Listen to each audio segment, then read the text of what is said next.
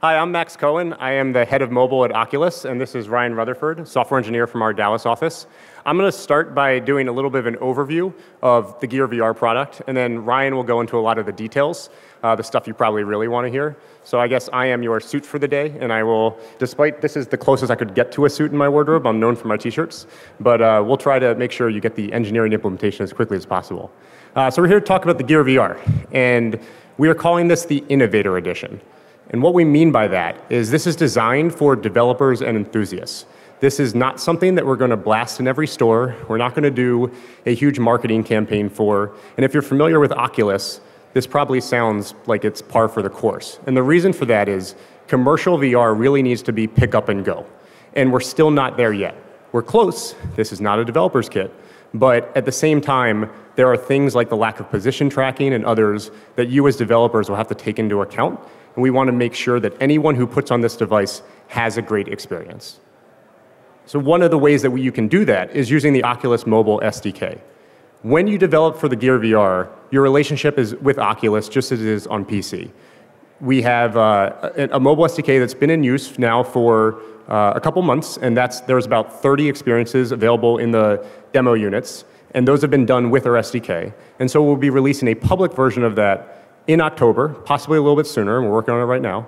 And a few people are probably going to glare at me if I say a little bit sooner in the audience, but that's okay. We want to get it out into your hands so you can start testing with it. And Ryan's going to go through the details of how that works. You will be able to use the DK1 and your DK2s to test your apps. This is important because the Note 4 hardware, it's something that you will have to go and get, and you can use your existing hardware right now to still see if things work. And DK1 is analogous in terms of the fact that you can do all the orientation tracking and there's none of the position tracking. But our goal is to make it as easy as possible to develop because the Note 4 is just the start. We are not going to go backwards compatible, so you won't see us releasing for the Galaxy S5 or the Note 3, for instance. And as John Carmack said in his keynote today, the Note 4 is a top-of-the-line device, and we really need all of that horsepower that we can get to make great VR. So in the future, this is now the new baseline, and you'll see other devices coming out from Samsung, and we expect to have a long partnership with them where you will be able to get better and better VR. It's going to improve quickly. It's going to be a fast update cycle. And so we're really excited about the Samsung partnership from that perspective. Now, content is going to make or break the platform. And for that reason, again, we're going to move very deliberately. We're going to start with a free store. For some of you who might have purchased a device that is not made by Samsung recently, you might have seen that their store went down quite often, and a lot of people struggled with that. It also happened to Google when they released, I think, the Moto X a couple years back. This is something that is just hard to do right, and we don't want consumers getting mad at you. If they try to purchase your game and there's a credit card error and it's something on the Oculus side, we want to try to iron out as many of those bugs as we can. There'll still be some, but we want to make it a painless experience for users. And so we're going to start with just free store only. Some of the demos that you've seen today, it's kind of like back in the old days of mobile where there's a demo version first and then there's a premium version later. You'll see some of that. Other developers will choose to hold until commerce is available. It's completely their choice. But we expect to have the beginnings of commerce out later this year. Mobile VR is about shorter experiences. So just like on your phone, you normally game for probably 5 to 20 minutes. That's what we expect mobile VR to be. The reason for that is there are some issues around thermal and battery life, and Ryan will go into a lot more details.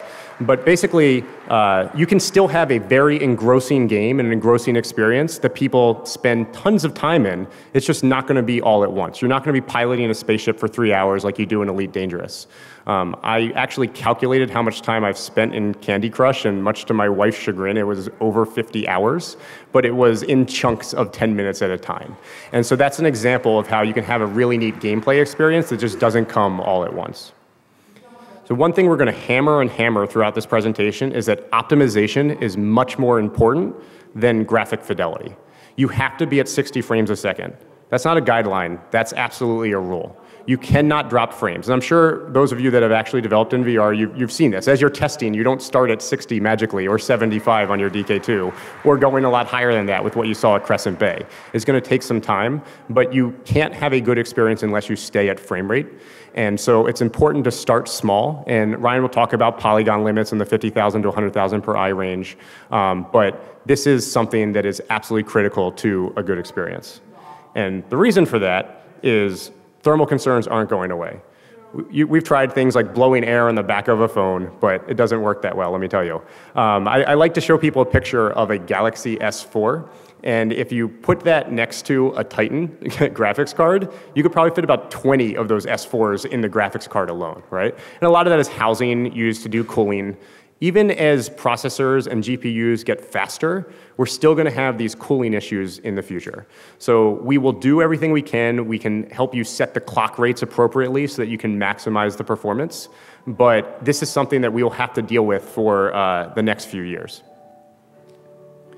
So when you put the headset on, there's a number of different types of activities you can do right now. And so these are all actually things that I've seen applications for.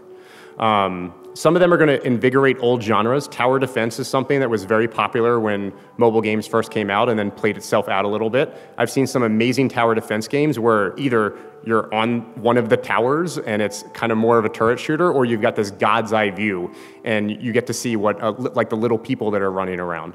360 3D movies, John's spoken a lot about this. We think that panoramas and the stereoscopic videos, it's just going to be something that is really neat because you get access to things that money can't buy. So you can potentially buy a courtside ticket at a basketball game, but you can't be in the locker room afterwards. With stereo 3D, with stereo 360 movies, you can feel like you're right there sitting in front of a locker of one of the players, and you look to your right and you look to your left, and you get that emotional content that's really hard to get in other situations. Another thing is you're going to see a lot of made-for-VR innovative content that can't be done outside of VR. I like to talk about Keep Talking and Nobody Explodes. It's a game where you have to dismantle a bomb, and everyone else that is playing with you, they're not in VR. So they've got a bunch of papers spread out on the table, or they might be looking on their phone, and they say things like, how many wires are there? And you're inside the goggles, and you say, there's 6. And they say, okay, is there a yellow wire? Yes. Cut the red wire. Okay, oh wait, no, is there also a blue wire? Yes, then cut the 4th wire. And so it's procedurally generated puzzles, and it's incredibly tense. And the great thing about it is that you can't play that on your TV, because if you were looking at a TV, everyone would have to avert their eyes and try to look at the thing, and this is something that only works well in VR. So input is important, and more importantly, not solved. You heard about this a little bit today at the Future of VR panel. I'm going to show you the different things we've seen, and they all have their places, but this is still an area where we need a lot more improvement. So gaze and tap is kind of the dominant method that we have for Oculus Home. If you try the demo, you look around, there's a panel, you choose, and it highlights when you gaze, and then you tap to select. And that's because you don't want to inadvertently be launching things. However, others might find that that's a little bit onerous to have to do the tapping. So gaze to select, this is the Connect model, where you would put your hand up and then there would be a little hand icon, and when it got to the right level, then it would select that. Harmonix, the music visualizer, this uses that system, because in that case, you're kind of relaxing, listening to some music, and you don't want to get gorilla hand or gorilla arm and have to hold that up and keep tapping to trigger all these different visualizers. So it's appropriate for that medium. In other cases, Bluetooth controllers are the way to go. So we're going to ship with a Bluetooth controller provided by Samsung, but other Bluetooth controllers that hook up to your Note 4 would work just fine. And it's important that the fact that this ships with the device means you have the opportunity to build games that rely on that, and you can be sure that there's going to be enough penetration. And then lastly, other forms. I've seen Nod and Mayo implementations that work with Gear VR.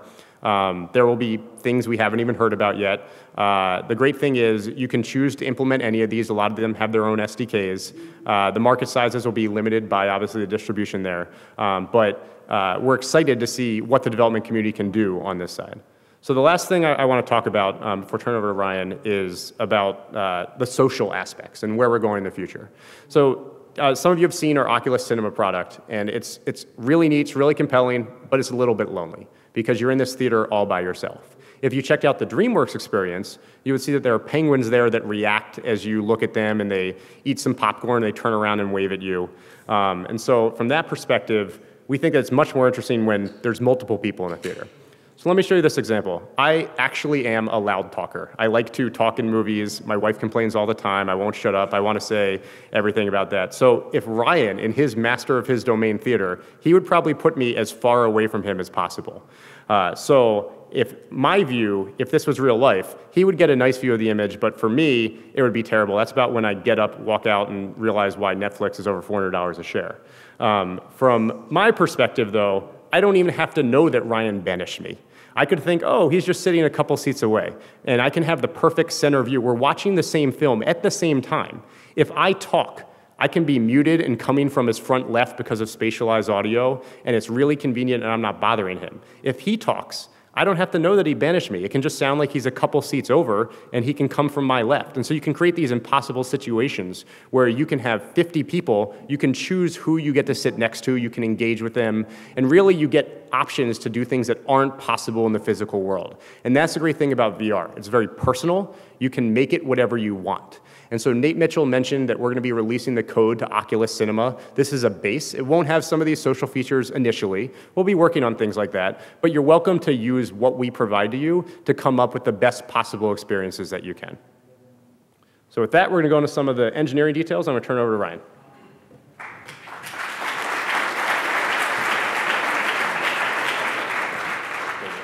All right. Well, thank you, Max. Hello, everyone. My name is Ryan, and I understand that I am the one thing in the way of you guys going to get drinks by the pool and hanging out. But we are so excited about developing for Gear VR and to get developers like you to work on Gear VR.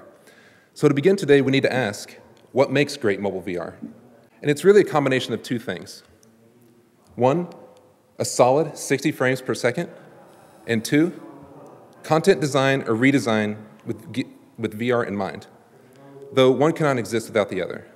As Max pointed out, it is absolutely crucial that we have a solid 60 frames per second. This is because anything below 60 can become an uncomfortable experience. So we want to ensure a comfortable experience so everyone can enjoy your awesome game or application. So how do we get there? We learned a lot of tips and tricks in optimizing for mobile hardware along the way.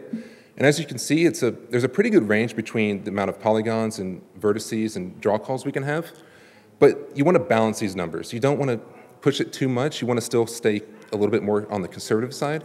Because remember, we do want to hit 60 frames per second.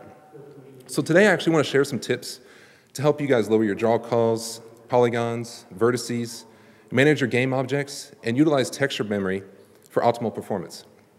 So whether you're going from PC to mobile, or building something entirely new for mobile, these tips should help you optimize your project to ensure a comfortable experience for your entire audience. So let's dive into some examples. There we go. So when developing for new hardware and technology, I think the best way is to jump in and try new things. And VR is a new platform, and it's one that requires a lot of iteration and exploration. So combine that with a mobile device, and we now have a new platform with new challenges and new experiences. So we developed numerous prototypes internally on to find out what was possible on Gear VR and to kind of learn the best practices to build a mobile VR application. So while today's primary focus is tips for optimizing your Unity project, I do want to share some lessons that we learned along the way to develop good VR-specific content. And since you guys are developing all sorts of different games and applications, I chose 4 prototypes, which I thought covered a good range of optimizations and a variety of gameplay experiences. So let's check some of those out. This first prototype is a turret shooter game called Asteroid Gunner. And it was actually the first Unity-powered game that we got running at 60 frames per second on the Gear VR. So I'll be sharing some tips on how we manage and reuse assets and resources to maintain an optimal performance. But first I'll show a video to demonstrate what the game is about.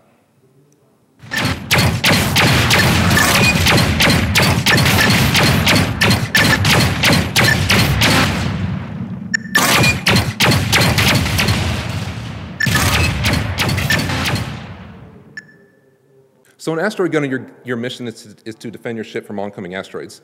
And you're equipped with this really cool ability to just kind of use your head tracking to look around and to identify threats. And you use the Gear VR touchpad to actually just select them and to target them. The top video I'm showing is in-game, and the bottom one is showing how the targeting works in the Unity editor. The old way of drawing a crosshair in games doesn't work well in VR, and that's because we have stereoscopic 3D now and can determine depth. So what we actually have to do is place the reticle out in 3D space. And here we place the reticle on a quad, and then we float it in front of the desired target. And it now becomes very comfortable. And because some of the asteroids are coming from deep space, and you have some that are up close, we do have depth to deal with, so we have to dynamically scale them and the target reticles you can see around the asteroid there. And doing so, it made it really easy and comfortable to focus on the target that you wish to destroy.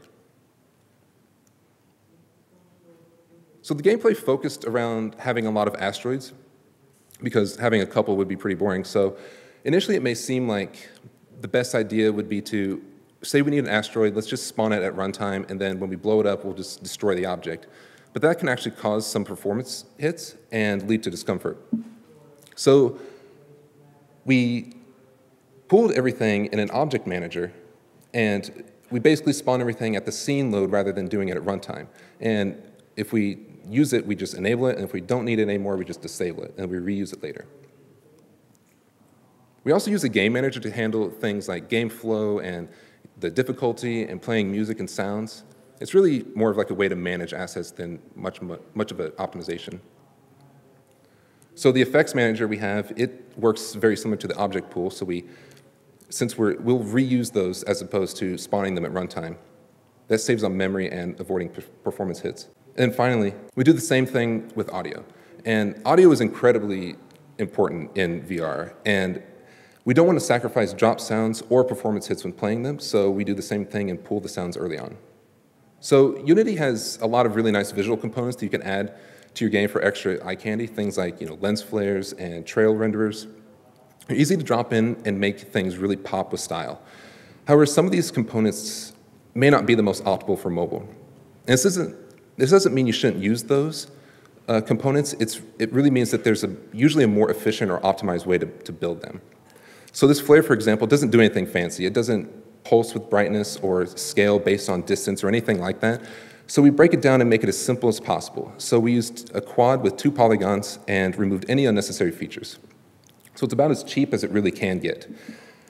And then you probably noticed in the video we had several weapon types. The one you saw is the quad laser cannon, but we also had like cluster bombs and missiles as well. It was really cool, actually, in VR to be able to look to the side and look at your ship and see the missiles come launching out and target the asteroids and blow them up.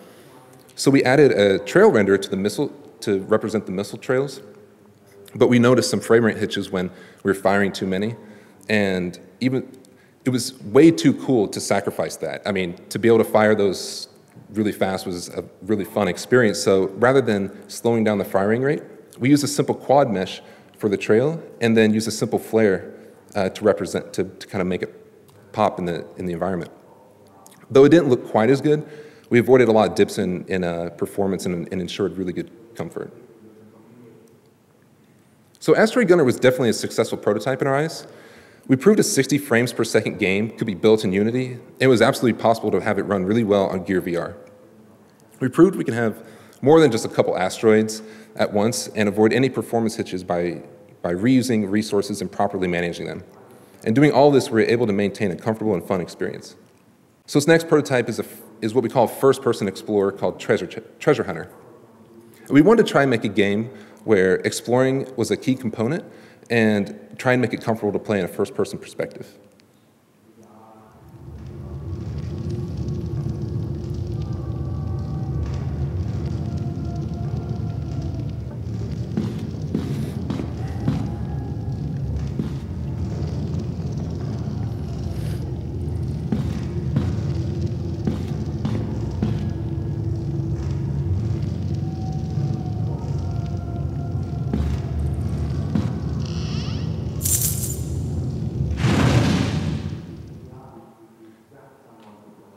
So every treasure hunter needs a torch, right? So we gave one to the player.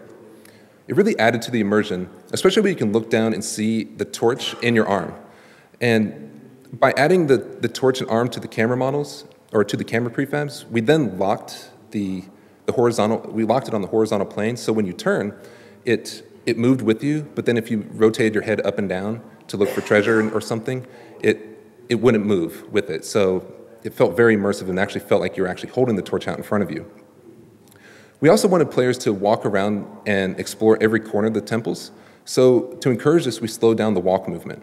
And it really actually surprised us and had an added bonus in helping with the comfort level. So to walk around this game, the player uses a Bluetooth controller.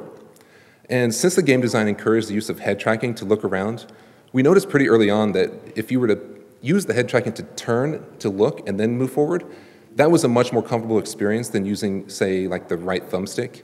And I wouldn't necessarily say it's nice to have the option, but it's definitely much more comfortable if you can utilize the head tracking for turning and movement.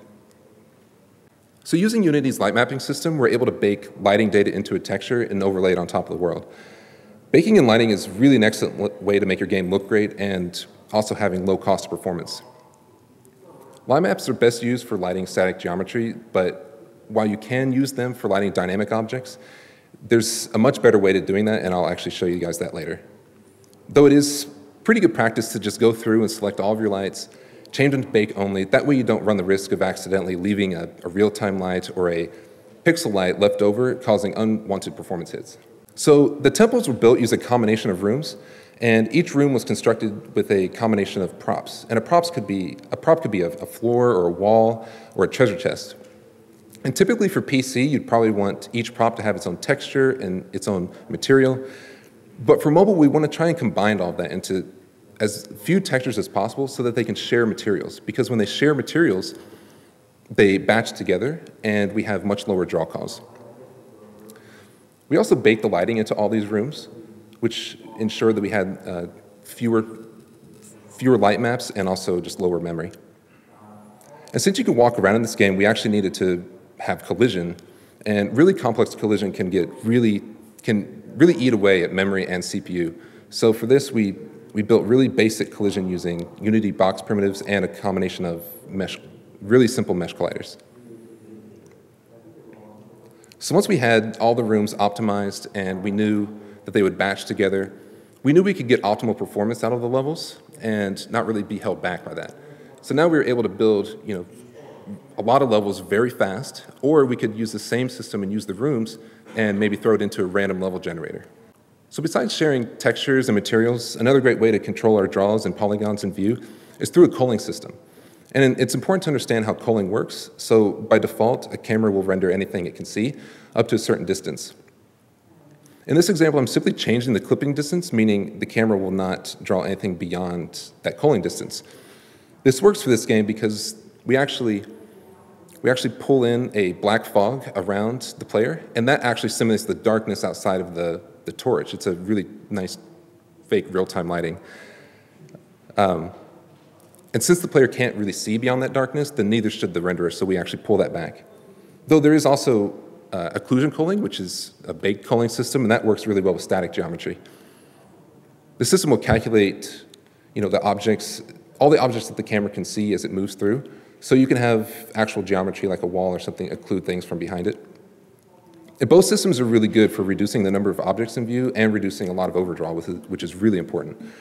So regardless of the system, control over the render, what the renderer is seeing is very important, and the fewer the objects, the fewer the draw calls and polygons. So this game is much different, obviously, than the Asteroid Gunner prototype. We dealt with movement through actual environments rather than a stationary camera. And by using a combination of head tracking and slower player movement, we could ensure a pretty comfortable experience. Yet still the biggest contributing factor to comfort in VR is performance. So by sharing materials, controlling how many objects are culled, we can definitely guarantee a good experience. This next prototype is a fresh take on a Carnival classic ring toss game. We wanted to try and make a fun, casual game that everyone knew about, but then take VR and use VR as a way to kind of push beyond the boundaries of reality.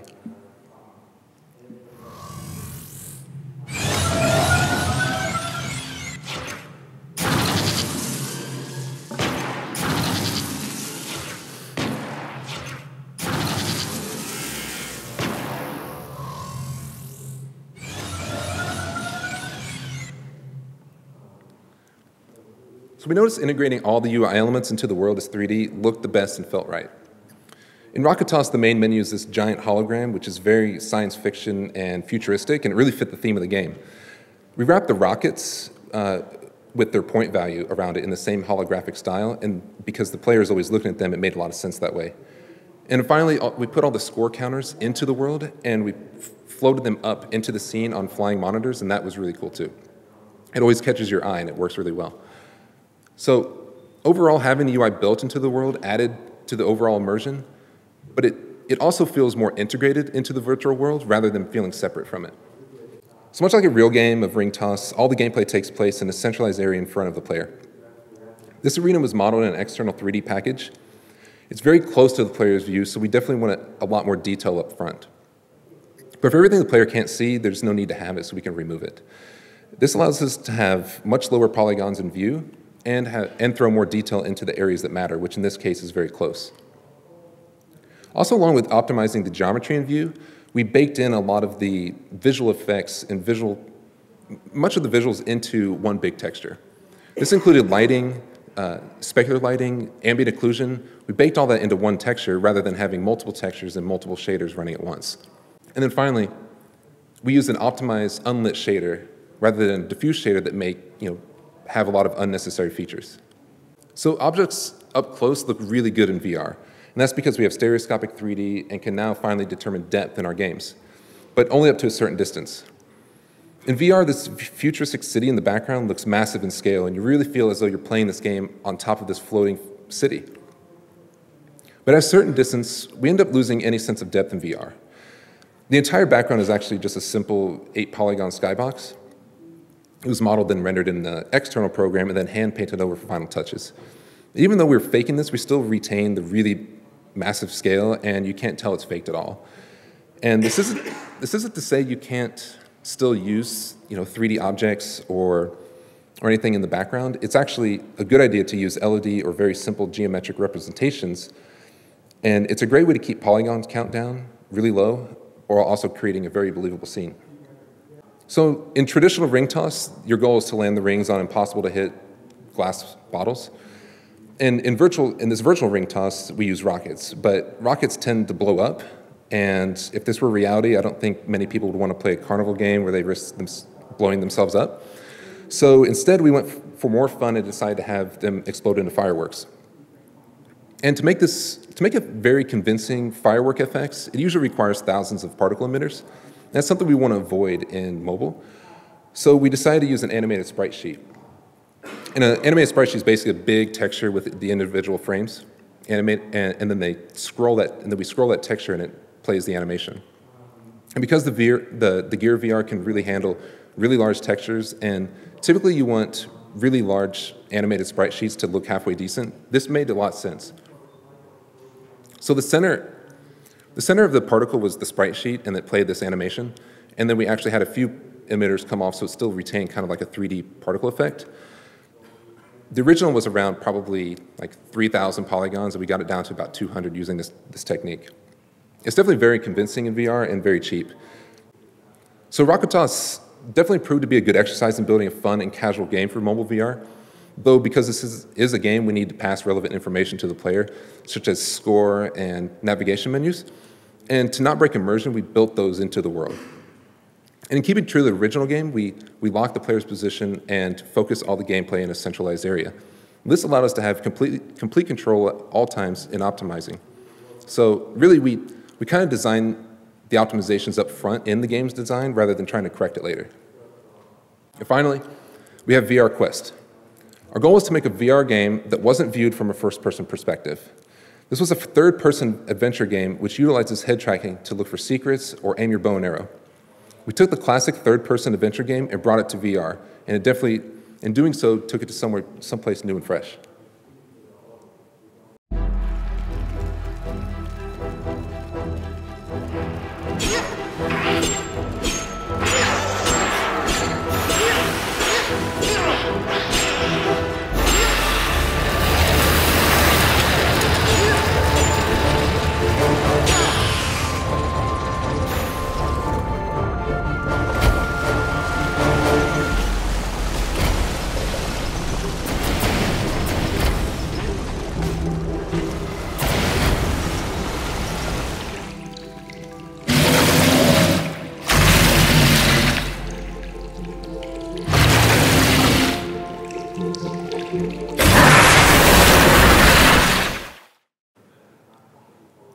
So actually, this was originally a DK1 prototype.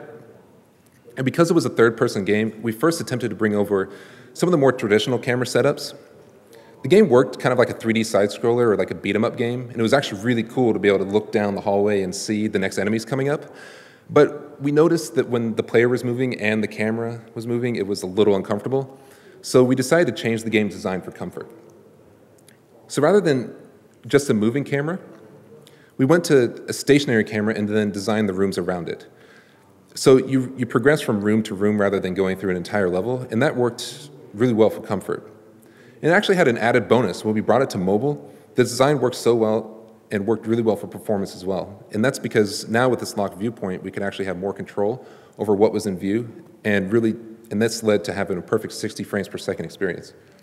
So this video demonstrates how the rooms are constructed in VR Quest.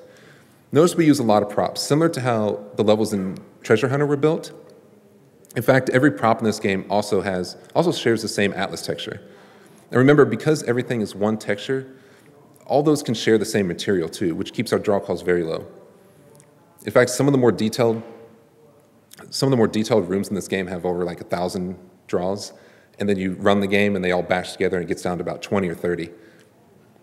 So each room, actually, another thing that really helps us actually is each room is a separate Unity scene, and this allows us to keep memory pretty low and just keep like certain things persistent that we need, like cameras and everything. It also allowed us to bake light maps into the rooms, so each one would have its own light map.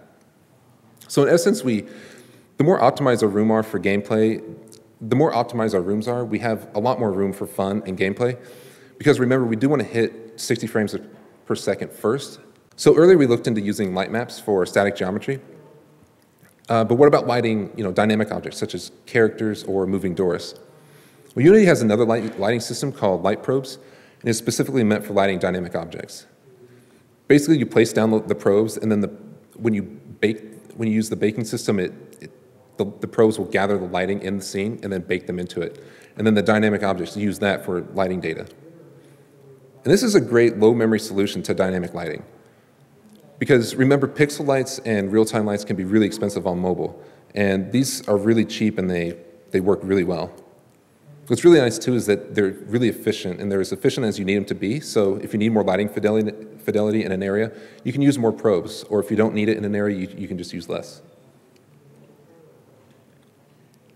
This game proved VR can breathe new life into many of gaming's favorite genres.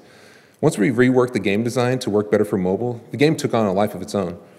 And doing so helped us keep the performance at a solid 60 frames per second while also focusing the gameplay around the player. So now you can really feel like you're part of the adventure. And if you are interested in trying it out, it is playable in the demo lounge. So that's it for the prototypes, but I do want to show you guys just how easy it is to get your Unity project up and running on Gear VR using our mobile SDK. I apologize, this video is a little boring, but it's a testament to how easy it is to get something up and running. So this is an empty scene in Unity. And for this purpose, we'll just drag in a simple box room, a very optimized box room. And the mobile SDK comes with a Unity package that you can easily import into your existing project.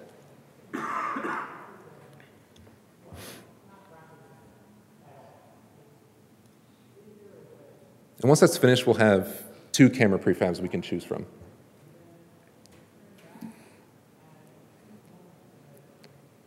The 2 cameras we have is we have a stationary camera, and we have the stationary camera used in Rocket Toss or VR Quest, and then we have the player controller camera, which was used in like Treasure Hunter. But for this, we'll just use the stationary camera, and we'll delete the old and busted. Now we'll just test it in the game pretty soon. Now we'll test it on a DK2. So it's pretty easy to get it up and running in the editor.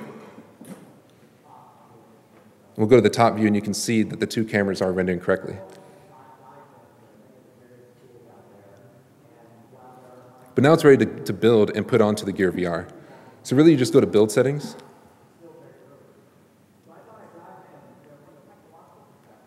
then you add your scene, and then if you have your Gear VR hooked up, then you just hit the big, it's kind of big, not really that big, it's going to be big, build and run button, and it builds directly to the Gear VR, and that's really all it is. It's that simple. So the big takeaway from today is that we need to have a solid 60 frames per second in order to have a good mobile VR experience. And we can get there by doing a lot of different optimizations, such as sharing materials to lower draw calls, baking the lighting to static geometry, optimizing polygons and using simple collision, and pooling our game objects to avoid performance hits. So when you guys are ready to bring your current project to mobile VR, or maybe you want to build something new, our mobile SDK has excellent documentation and examples to get you started on your way. So I hope these tips were helpful and get you on your way to developing for Gear VR, because we are so excited to see what you guys come up with. Thank you.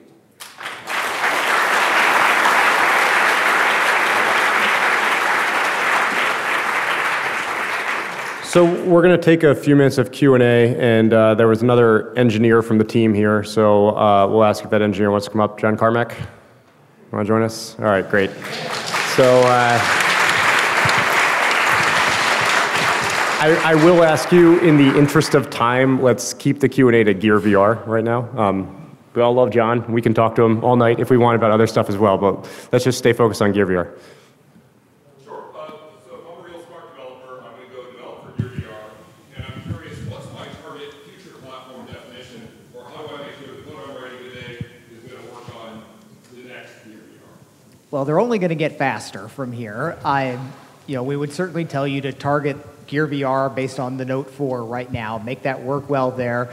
And I think there's going to be a good case for build for that, maybe slightly spruce up for some PC versions, if you want to. But if you start there, it's a heck of a lot easier than going the other way. If you start building a DK2 class application and scale it down, you'll wind up with something a whole lot worse than if you start the other way, because there's a lot of, like Ryan said, fundamental decisions at the beginning of how you build a project that will determine how well it's going to run, and it's sometimes hard to kind of back those out at the end. I don't think there's any value in trying to build for the future. Build for today. Make it really good today and make people happy today, and it'll still work great on future hardware, and maybe you'll pick up a few free things in the process. And one example of that is all of the demos you've seen, none of those developers have seen a Note 4. They built them on a S5, and they're running really well on the Note 4. So just worry about the platforms that are out there, and it will only get easier that will also run with the future platforms.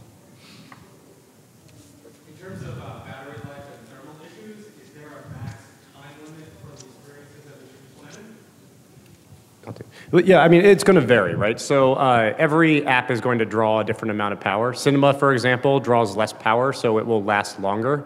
This kind of comes back to what both Ryan and I said, optimize. Get things to run as optimized as possible, and then you'll have a little bit more flexibility. But I wouldn't worry too much about saying this particular app is going to run the battery down faster. It's more, can you get a good 20, 25 minutes of direct play? Because if after 5 minutes there was a problem, then that's probably not a very effective app.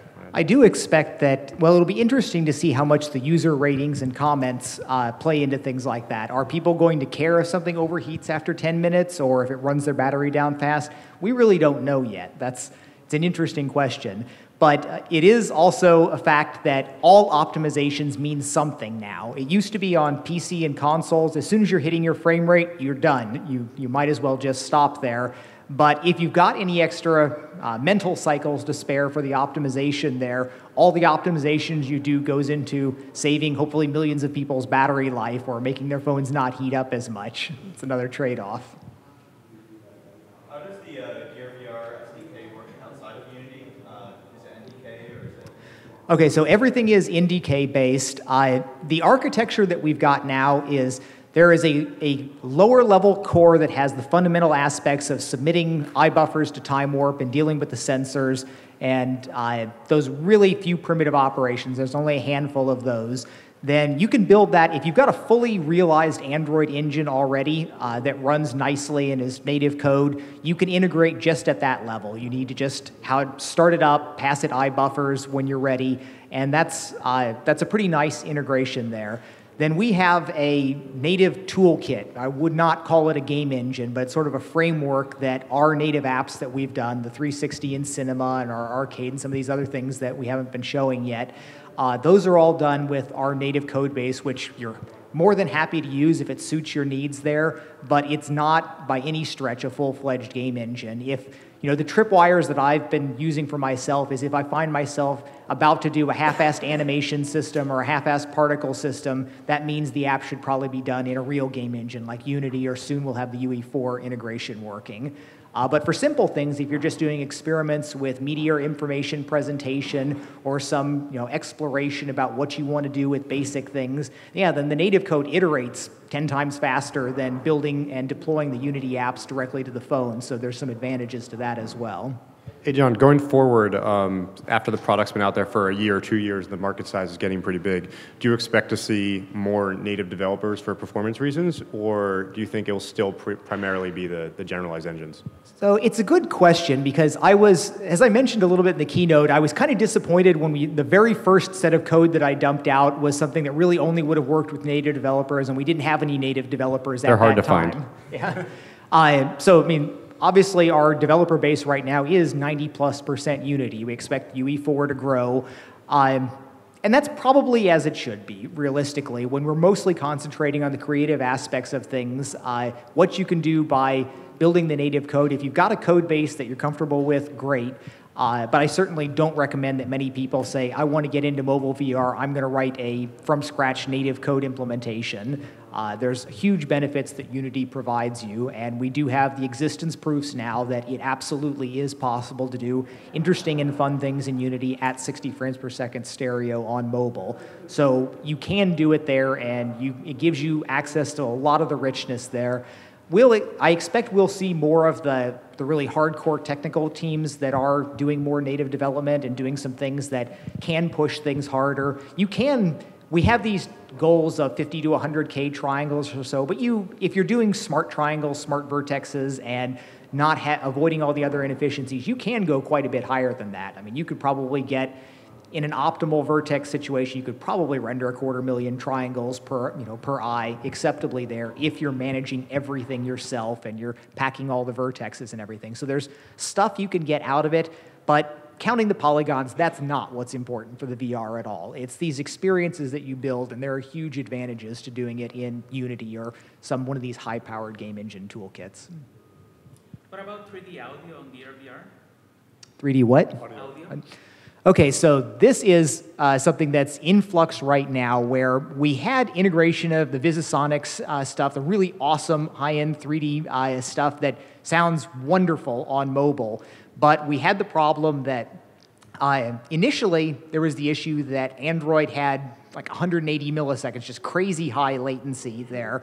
That was resolved with the Galaxy 5 and the Note 4. They both support fast paths, but it has to be coded for in a specific way. And right now, today, Unity does not go through the fast path. So if you play VR Quest there and you notice like I'm jumping or I'm swinging, there is that 1/8 of a second lag before you hear the sound. And that's really terrible. And that's our #1 mobile request into Unity right now for getting fixed. So we believe that that's going to be addressed in Unity 5 as we migrate towards that. And we will be integrating we have the whole rights now to the 3D audio solution.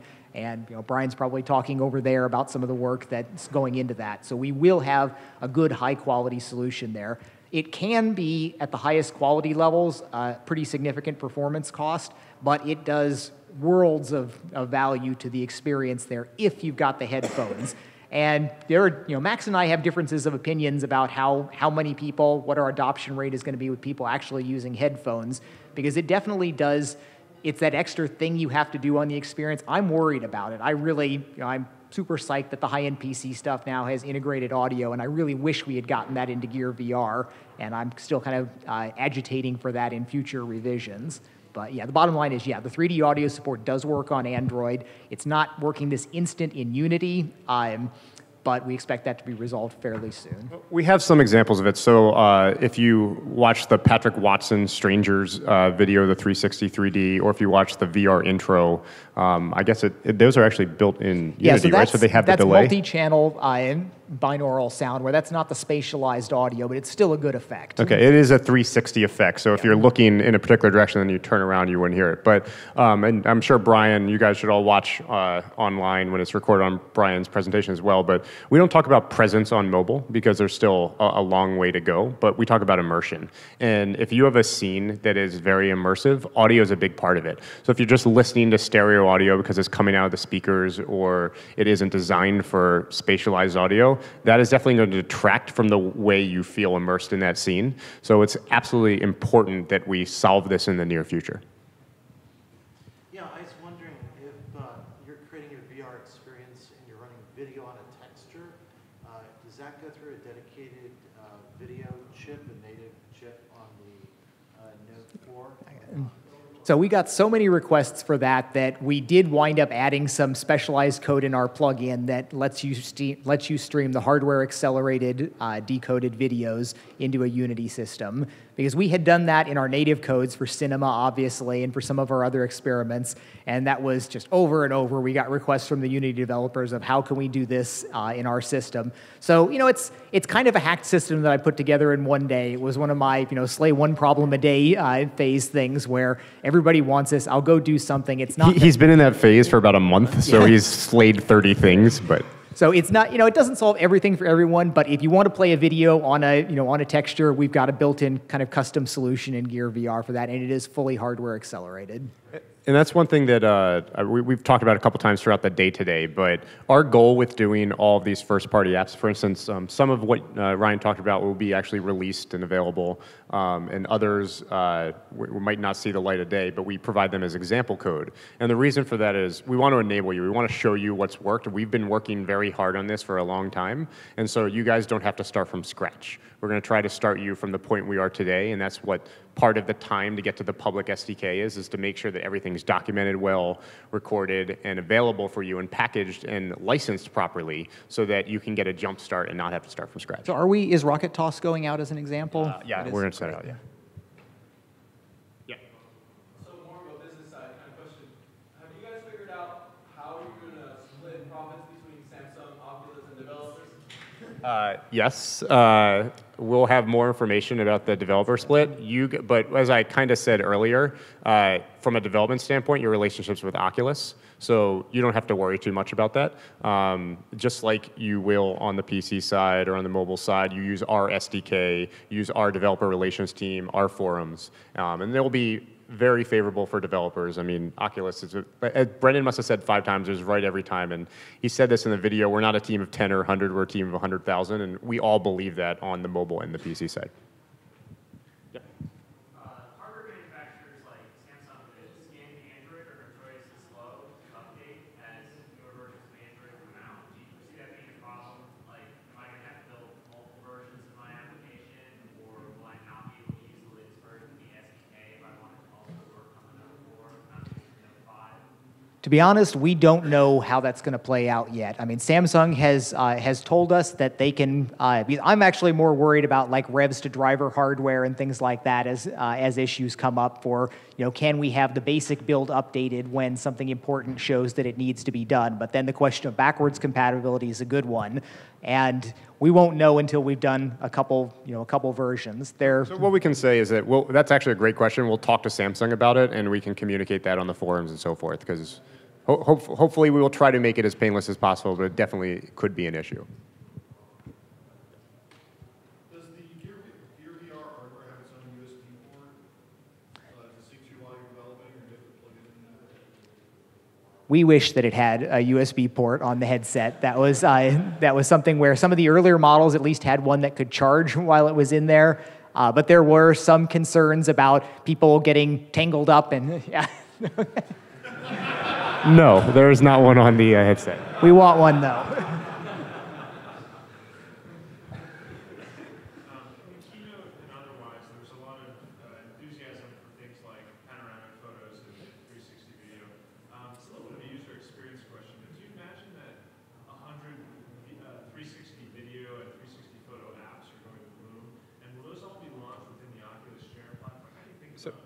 So that's an interesting question too, and at Oculus we are wrestling with that a little bit. I mean, we talked about how cinema is going to be open for you. I mean, does that mean that there's going to be Ryan's Cinema, Max's Cinema, and John's Cinema, which have no changes and they're all in the store?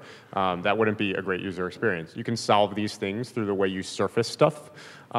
It's possible. What I would say is that we want to make sure that the best solutions can rise to the top, whether that's developed by Oculus or developed by someone in this audience. We don't want to prevent that from happening, so it's not going to be like Apple was back in the days where this is a competitive product, it cannot be released. I think that we can work to solve the issue of too much stuff better than being preventative and not allowing them out there. So there's going to be a Samsung 360 player and an Oculus 360 player right now. They have some minor differences to them. We've noticed that some things play better in one or the others, and this is an early platform. It's an Innovator edition. Hopefully we'll solve some of these things in time. There's things that I very much want to see people do in 360 panoramic photo viewing and cinema work. So I certainly hope that there's several other attempts at these, but yeah, we don't need 50. So is there going to be a problem, for example, like with the DK2, pretty much as a developer have to be waiting to order one at the last minute just to get one on time? There's a vast majority of people who aren't really developers just trying to get one. Yeah, so I mean, Samsung is not too bad at manufacturing on a large scale.